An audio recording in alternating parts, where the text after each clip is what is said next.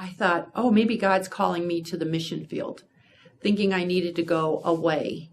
And then I realized that we have a mission field in the United States because we have people from every tribe and nation that come here.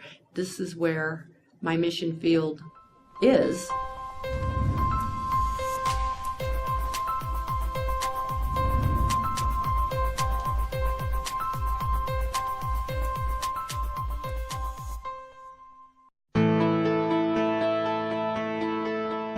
To me, a welcomer is someone who reaches out in friendship to the internationals who are coming here and provides that relationship that they need to understand a little bit of the culture, to fit in. Often there's a real loneliness, there's emptiness and fear for some of them. There are the professionals who are here getting higher education, working on grants from their country to learn information. And then there's a group that come as refugees. I absolutely love going into the inner city and working with refugees. They come with nothing. 2 suitcases, and when they get here, they're given a little bit of money. It takes them a month before they get food stamp provisions, so they come with very little food, access to food. So finding a local food bank where you can help either give out food or just visit with the people. They were living in the housing that the government provided for them and decided that the neighborhood was not safe for their children. And they found a rental property and asked me if I would come along to see if it was a good property. He had these 2 applications to fill out, and so I was able to help him fill out the application and get all the materials that they needed to submit.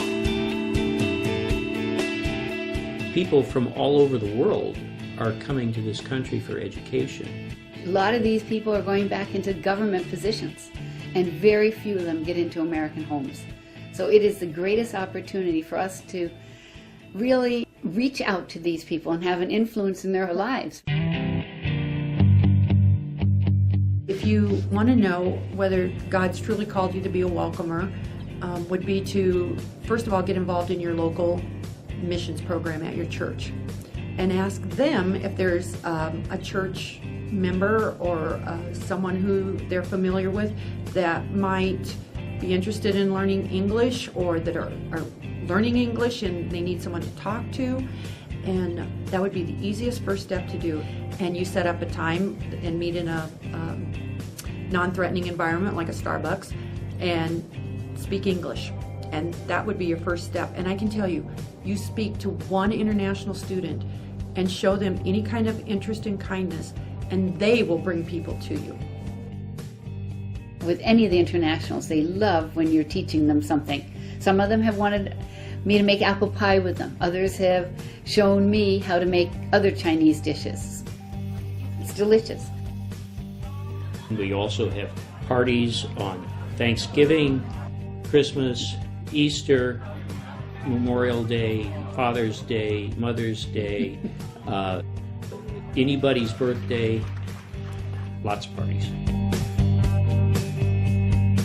If I meet one person from another country and make them feel even that there's one person in the United States that cared for them, that I feel like I've done exactly what God's asked me to do. If these people who have been told all their lives that there is no God, the only way that they're going to come to understand who God is to see Jesus lived out in the flesh, and we're the only ones that can do that.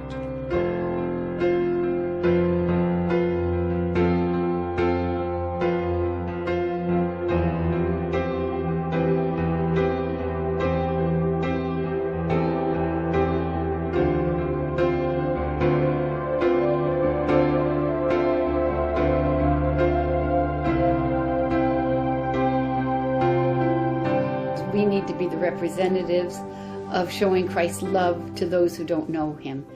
And it's been amazing because Many times these students who we're reaching out to will say to us, in our country, nobody would do that. We live in a country where we're free to share the gospel. They're free to share whatever their religious belief is. It makes it easier for God to let us know how we should share with them. And that might include helping them understand about food, helping them understand where to get clothes at a discounted price. All these things are sharing Christ's love with them, and then eventually we get to use our words and share the gospel.